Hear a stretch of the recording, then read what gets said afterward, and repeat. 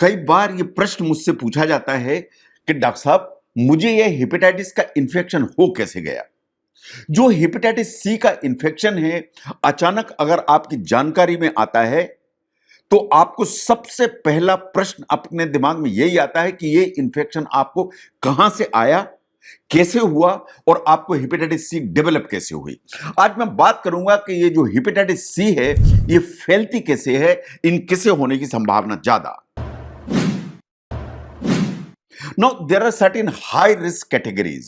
अगर आप इस हाई रिस्क कैटेगरी में हैं या हाई रिस्क एक्टिविटीज में हैं तो आपको हेपेटाइटिस सी के इन्फेक्शन होने की संभावना हमेशा ज्यादा होती है।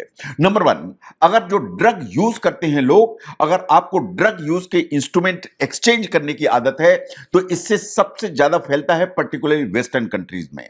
जो स्ट्रीट ड्रग्स होती हैं, चाहे वो सिरिंजेस हो, नीडल्स हो, इनसे सबसे ज्यादा फैलती है। जो पाइप्स हैं, स्मोक्स हैं, जो ड्रग्स या स्नॉट्स के लिए यूज किए जाते हैं, इनसे बहुत ज्यादा फैलती है। जो टैटूज लोग बनाते हैं, जो पियर्सिंग टूल्स होते हैं और उसमें जो नीडल्स यूज नहीं होती, नीडल्स जो रिप्लेस नहीं होती हैं, उनसे ये सबसे ज्यादा फैलता है। कोई भी नॉन स्टेराइल आइटम, जो इंक यूज की जाती है पियर्स करने के लिए, उससे इसके फैलने की संभावना काफी ज्यादा होती है। ना कुछ और हाई रिस्क कैटेगरीज हैं या एक्टिविटीज हैं, उनको ध्यान से देखिए। आपने ब्लड ट्रांसफ्यूजन कराया और इस ब्लड ट्रांसफ्यूजन में जो ब्लड आपको ट्रांसफ्यूज हुआ उसको टेस्ट नहीं किया गया कि उसमें कोई हेपेटाइटिस सी का इंफेक्शन तो नहीं था, तो इसकी रिस्क हमेशा बढ़ेगी।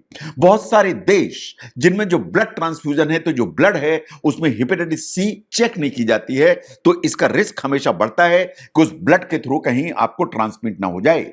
जो नॉन स्टेराइल मेडिकल इक्विपमेंट होते हैं, जैसे आपने कहीं ऑपरेशन कराया और जिन इंस्ट्रूमेंट से ऑपरेशन आपका किया गया उनको प्रॉपर स्टेरलाइज नहीं किया गया, वो सब ऑप्टिमल था, तो उससे हेपेटाइटिस सी के फैलने की संभावना होगी।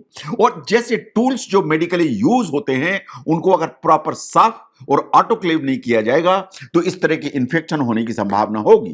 तो जितने भी हाई रिस्क एक्टिविटीज हैं उनमें अल्टीमेटली बात यही है कि जो ब्लड है वो एक इन्फेक्टेड पर्सन से किसी तरह आपकी बॉडी में ट्रांसमिट हो जाता है।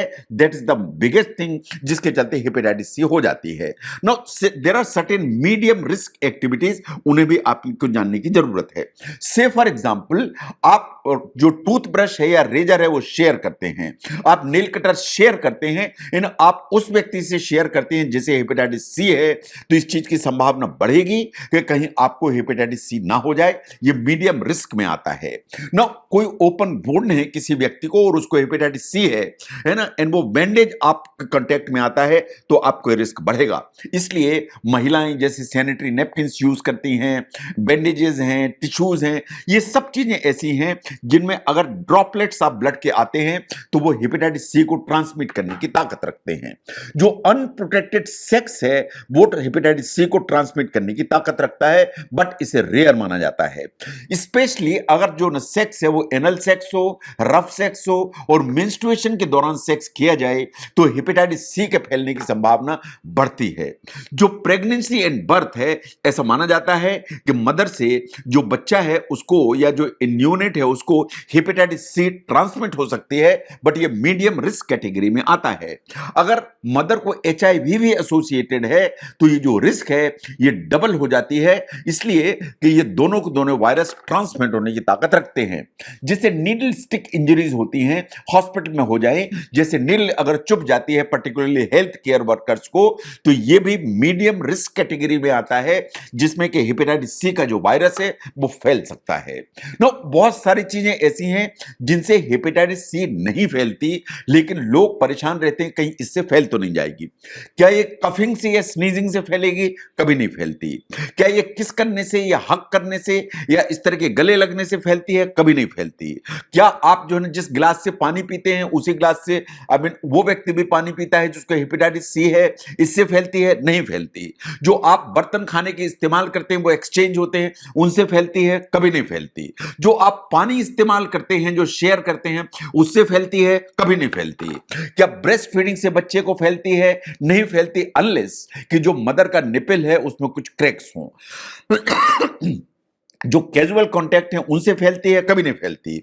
जो इंसेक्ट बाइट्स हैं, मॉस्किटोज हैं, उनसे फैलती है, नहीं फैलती। इसका मतलब यह है कि there are high risk categories जो मैंने आपके सामने रखी, there are medium risk activities जो मैंने आपके सामने रखी, जो इसको फैलाने की ताकत रखती हैं। लेकिन बहुत सारे कंफ्यूजन आपके दिमाग में रहता है कि कहीं गले लगने से तो नहीं फैल जाएगी, मच्छरों से तो नहीं हो जाएगी, पानी टच होने से तो नहीं हो जाएगी। ये नो रिस्क कैटेगरीज हैं, इनसे हेपेटाइटिस सी नहीं फैलती।